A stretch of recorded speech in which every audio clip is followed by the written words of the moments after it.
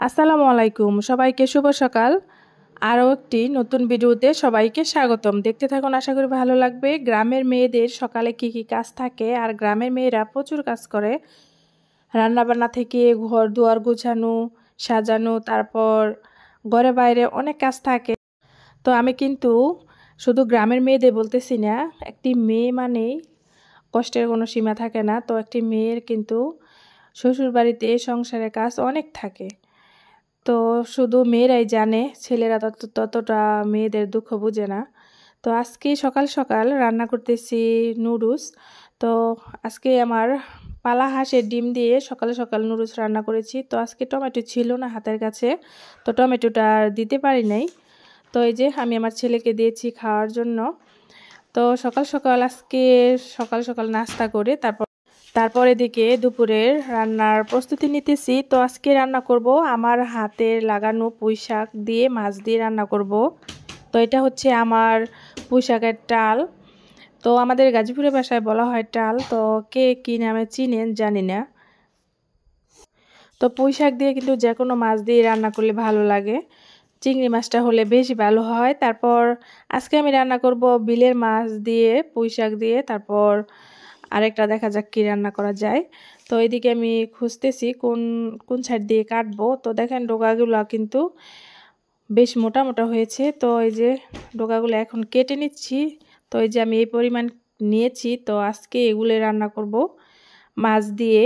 তো দেখেন আমার হাতে এই যে এতটুকু পরিমাণ নিয়েছি। আর পুঁই শাকের তরকারি কিন্তু আপনার যতটুকুই নেন না কেন অল্প হয়ে যায়। আর এদিকে আমার হাঁসগুলো দেখেন আমার পিছু পিছু ঘুরতেছে খাবার জন্য। তো এই যে এখন আমি কেটে কুটে ধুয়ে পরিষ্কার করে নেব, তারপর রান্নাটা বসাবো। তো আজকে দুপুরে রান্না করব মুরগির মাংস আর হচ্ছে পুঁই শাকের তরকারি। তো ওই যে এদিক দিয়ে আমি মুরগির মাংসটা ভিজিয়ে নিয়েছি। তো আজকে রান্না করব মাটির চুলায় না, আজকে রান্না করব গ্যাসের চুলায়। তো এদিক দিয়ে আমি পেঁয়াজটা কষিয়ে নিচ্ছি। তো পেঁয়াজটা আমি ভেজে নেওয়ার পরে তারপরে যে এই জায়গায় দিয়ে দিলাম মশলা। তো সব ধরনের মশলাটাই দিয়ে দিয়েছি আমি এই জায়গায়। তো এই জায়গায় আমার মশলাগুলো ভালোভাবে কষানো হয়ে গেছে। এখন আমি এটাতে মুরগির মাংসগুলো দিয়ে দিব। তো এই যে এখানে আমি মুরগির মাংসটা দিয়ে দিয়েছি, আর মুরগির মাংসটা ভালোভাবে কষিয়ে নিব। যেহেতু গ্যাসের চুলায় কিন্তু তরকারি তেমন একটা ভালো লাগে না, আমরা সব সময় মাটির চুলায় রান্না করি। তো মাঝে সাঝে আর কি গ্যাসের চুলায় রান্না করা হয়। তো এই যে কথা বলতে বলতে দেখেন আমার এদিক দিয়ে মাংস তরকারিটা হয়ে গেছে। তো মুরগির মাংস আজকে অল্প করে রান্না করেছি, আর এদিকে পুঁই শাকের তরকারিটা আমি এখন বসাবো। তো এই যে পুঁই শাক দেখেন আমি ছোট ছোট করে কেটে নিয়ে ধুয়ে পরিষ্কার করে রেখেছি। এখন আমি এটা রান্না করব মাছ দিয়ে। তো আপনারা কে কে পুঁই শাকের তরকারি পছন্দ করেন জানাবেন। আর নিজের হাতের লাগানো গাছের যে কোনো সবজি কিন্তু রান্না করলে আরও বেশি মজা হয়। তো কেন জানি না আমার নিজের হাতের কোনো জিনিস যদি আমি নিজে করি রান্না করে খাই, তাহলে আমার কাছে অনেক ভালো লাগে, মানে কেমন জানি একটা তৃপ্তি অনুভব লাগে। তো এই যে এই জায়গায় আমি দিয়ে দিতেছি মাছ। তো এখানে কই মাছ, ভেড়া মাছ, বিলের টাটকা মাছ এগুলো দিয়েছি। আর একটি মাছের চাক আমি দিয়েছি আমার ছোট ছেলের জন্য, বড় মাছের। তো ও তো আর ছোট মাছ খেতে পারে না, সেজন্যে। তো এই যে আপনারা কে কে বিলের মাছ দিয়ে পুঁই শাক দিয়ে খেয়েছেন কমেন্টে জানাবেন। আর আমার এদিকে দেখেন কথা বলতে বলতে কিন্তু তরকারিটা রান্না করা হয়ে গেছে। তো চলুন দেখি তরকারির অবস্থা কি। তো এই যে তরকারিটা দেখেন কত সুন্দর হয়েছে। তো আমি কিন্তু অনেক ঝোল রান্না করি নাই, তো একটু শুকনো শুকনো রান্না করেছি। তো এটা খেতে একটু বেশি ভালো লাগে, রসালো টাইপের হয়। আর এদিকে দেখেন সন্ধ্যা হয়ে গেছে। তো আমি ছাদে গিয়েছি কাপড় চোপড় আনার জন্য। আর দেখেন সন্ধ্যার আকাশটা কত ভালো লাগতেছে। তো এখান থেকে কাপড় চোপড় নামিয়ে তারপর কবুতরের ঘরে লাগিয়ে আমি নিচে চলে যাব।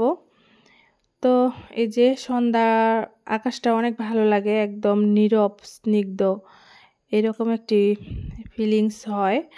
আর দেখেন আকাশটা কত সুন্দর লাগতেছে চারপাশে। তো সন্ধ্যার আকাশটা আমার কাছে খুবই ভালো লাগে। আর সকালে খুব ভোরে যখন উঠি তখনও কিন্তু আমার কাছে খুব ভালো লাগে। আর এদিকে দেখেন আজকে সন্ধ্যাবেলা আমার ছেলেকে ভুট্টা দিয়ে পপকর্ন ভেজে দেব। তো বুটটা আমার হাতে ছিল, আমাদের ঘরে ছিল, তো এটা দিয়ে আমরা পপকর্ন ভেজে খাই। তো আপনারা কে কে পপকর্ন ভুট্টা দিয়ে খান জানাবেন। তো এই যে আমি এদিকে পপকর্নের জন্য তেল দিয়ে তারপর ভুট্টাগুলো দিয়ে দিয়েছি, হালকা পরিমাণ কিছুটা লবণও দিয়ে দিয়েছি, লবণটা দিলে খেতে ভালো হয়। আর এই যে একটু তেলের মধ্যে নেড়ে চেড়ে দিব যাতে করে সবগুলাতেই কিন্তু লবণটা যেন ভরে। তো এই যে এখন আমি এটাকে ঢেকে দেব।